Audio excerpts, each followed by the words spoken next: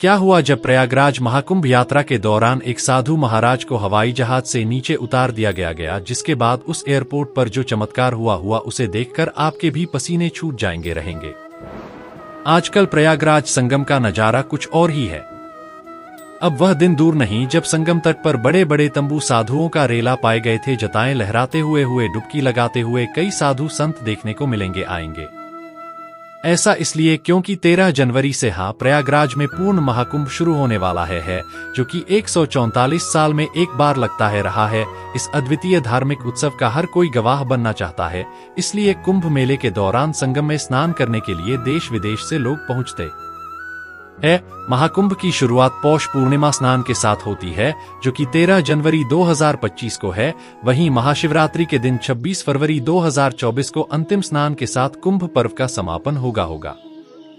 जिस तरह से महाकुंभ 45 दिन तक चलता रहा है, जिससे आप इसकी भव्यता का अंदाजा लगा सकते हैं। आगे बढ़ने से पहले आगे आप भी महादेवी के सच्चे भक्त हैं तो इस वीडियो को लाइक करें, कमेंट बॉक्स में हर हर महादेव जरूर लिखें। लेकिन प्रयागराज महाकुंभ में जा रहे एक साधु को हवाई जहाज से क्यों उतार दिया गया, इस घटना की शुरुआत होती है दिल्ली के बहुत ही प्रसिद्ध और नामचीन साधु महाराज ज्ञानेश्वर बाबा से। वे बचपन से ही जन्मजात होंगे थे और बोल नहीं सकते थे, लेकिन उनकी एक बहुत बड़ी विशेषता थी, वे बिना कहे ही अपने भक्तों की सारी मन की बात जान लेते थे और उन्हें ऐसा उपाय प्रदान करते थे कि उनकी हर समस्या का समाधान हो जाता था। 9 वर्ष की उम्र में उनकी भक्ति के पागलपन को देखकर उनके माता पिता ने उन्हें घर से बेघर कर दिया था, जिसके बाद उन्होंने महादेव को ही अपना सब कुछ माना और इधर उधर मंदिर में रहकर अपना जीवन बसर करने लगे, क्योंकि वे बोल नहीं सकते थे।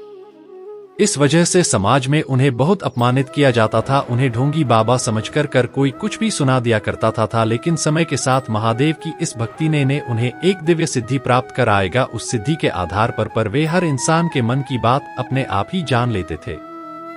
के साथ यह बातें लोगों को बहुत प्रभावित करने लगी है और देश दुनिया में उनके बहुत सारे भक्त बनने लगे, जिसके बाद ज्ञानेश्वर बाबा के पास जो भी भक्त अपनी समस्या लेकर आता उसे उसका समाधान जरूर मिल जाता था और वह बिना कहे ही भक्त की सारी समस्या समझ जाते थे। न तो वे खुद कुछ कहते थे और ना ही भक्त को कुछ कहना पड़ता था।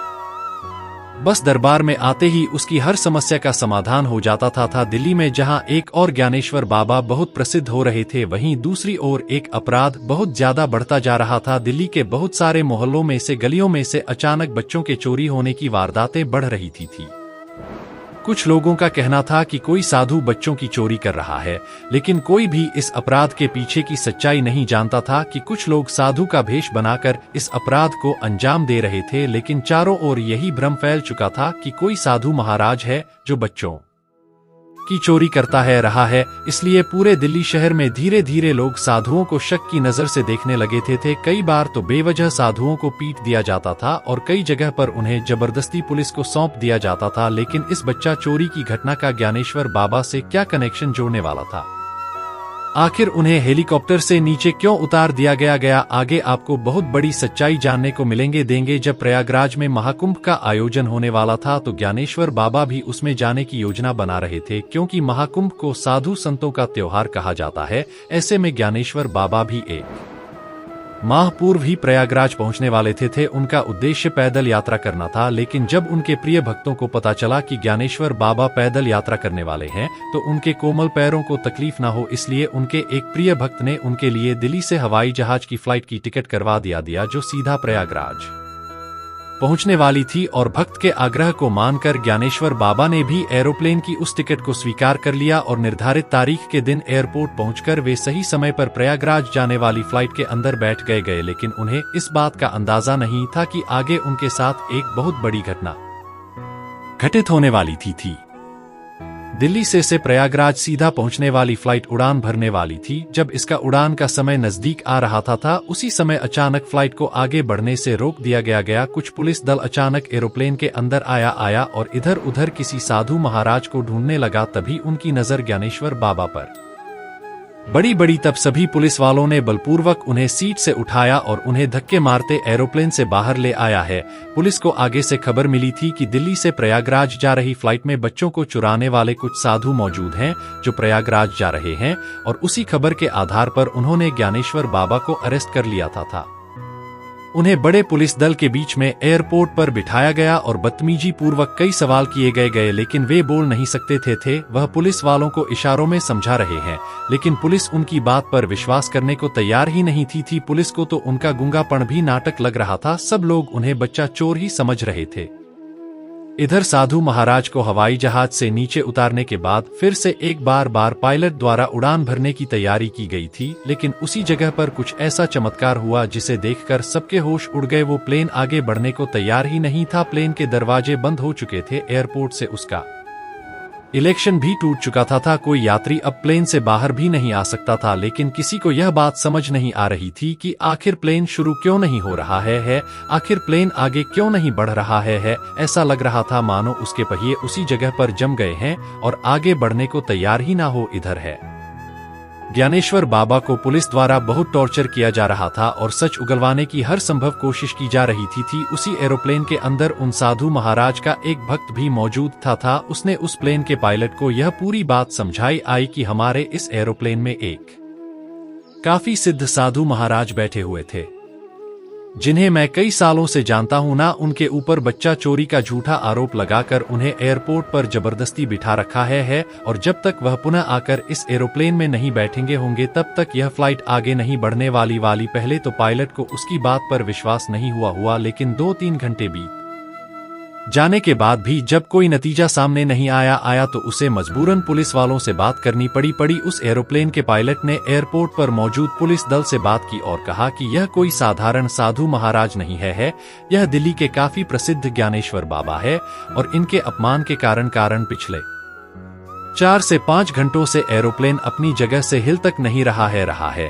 हमने उसे सही करने की उसे शुरू करने की हर संभव कोशिश कर ली है, लेकिन प्लेन में मौजूद इनके भक्तों का कहना है कि जब तक सम्मानपूर्वक बाबा को एक बार फिर से एरोप्लेन में नहीं बिठाया जाएगा तब तक यह प्लेन आगे नहीं बढ़ने वाला। यह फ्लाइट प्रयागराज पहुंचना बहुत जरूरी है।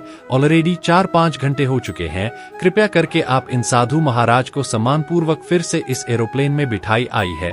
लेकिन पुलिस वाले उसे पायलट की बात मानने को तैयार ही नहीं थे। वे किसी भी सूरत में ज्ञानेश्वर बाबा का सच साबित करना चाहते थे। उन्हें ऐसा लग रहा था कि वो ना बोलने का ढोंग कर रहे हैं, लेकिन उसी समय ज्ञानेश्वर बाबा ने जो चमत्कार दिखाया आया उसे देखकर पुलिस वालों के भी होश उड़ गए। उन्होंने कागज के ऊपर उस प्लेन के अंदर मौजूद 3 लोगों का नाम लिखा और समझाया कि यही वे 3 लोग हैं जो दिल्ली में बच्चा चोरी की घटना को अंजाम दे रहे हैं। जिसके बाद कुछ पुलिस का एक दल फिर से उस एरोप्लेन के अंदर पहुंचा और साधु महाराज ने जिन 3 लोगों के नाम दिए थे वे सच में उस प्लेन के अंदर मौजूद थे। जब उनके सूटकेस खंगाले गए तो उनके बैग के अंदर साधु महाराज की वेशभूषा प्राप्त हुई जिसमें दाढ़ी, मूछ, धोती, कुर्ता शामिल थे, जिससे कि यह स्पष्ट हो गया कि यह 3 लोग वे ही बच्चा चोर है जो साधु न होते हुए भी साधु का भेष धारण करके दिल्ली में बच्चा चोरी की घटना को अंजाम दे रहे थे। पुलिस को खबर मिली थी वो सच थी, लेकिन वे लोग फिर से अपना भेष बदलकर एरोप्लेन में बैठे थे और गलतफहमी पालकर पुलिस ने ज्ञानेश्वर बाबा को अरेस्ट कर लिया गया। लेकिन फिर भी उन्होंने पुलिस कस्टडी में अपना धैर्य नहीं छोड़ा, थोड़ा अपनी विनम्रता का त्याग नहीं किया गया और अंत में उन्हीं के चमत्कार से असली बच्चा जो लोग भी पकड़ा गए और उनकी गिरफ्त से सैकड़ों बच्चे रिहा हुई। जब पुलिस को अपनी गलती का एहसास हुआ तो पुनः एयरपोर्ट पर पहुंचकर उन्होंने वहां बैठे साधु महाराज से माफी मांगना। सब पुलिस वालों का कहना था कि हमसे बहुत बड़ी गलती हो गई है। हमें आगे से खबर मिली थी, हमने उसी को पूरी तरह से सच मान लिया और आपको हिरासत में ले लिया गया। हम आपको यहाँ से मुक्त करते हैं और आपसे हाथ जोड़कर माफी मांगते हैं। पुलिस कस्टडी से अब ज्ञानेश्वर बाबा रिहा हो चुके थे, जिसके बाद सम्मानपूर्वक उन्हें पुनः एरोप्लेन की उसी सीट पर बिठाया गया। जैसे ही वह सीट पर बैठे उड़ान भरने की एक बार फिर से तैयारी की गई और बार चमत्कार कुछ ऐसा हुआ। एरोप्लेन के पहिए एक जगह जम चुके थे, अब वो फ्री हो चुके थे और प्लेन उड़ान भरने के लिए आगे बढ़ गया था और कुछ ही घंटों में वो प्रयागराज भी पहुंच गया।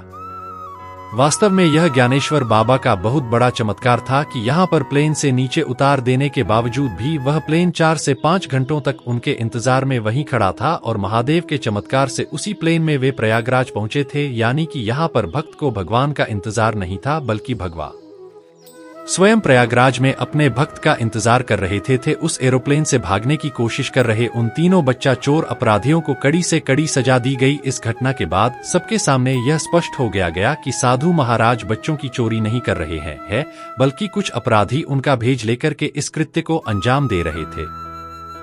इस पूरी घटना को लेकर आप क्या विचार रखते हैं, हमें नीचे कमेंट बॉक्स में जरूर बताएगा। अगर आपको वीडियो पसंद आई है तो लाइक करें, साथ ही हमारे चैनल को सब्सक्राइब करके बेल आइकॉन को प्रेस कर ले ताकि आपको हमेशा ऐसी सत्य चमत्कारिक घटनाएं देखने को मिलती रहे। अभी के लिए आप सभी दर्शकों को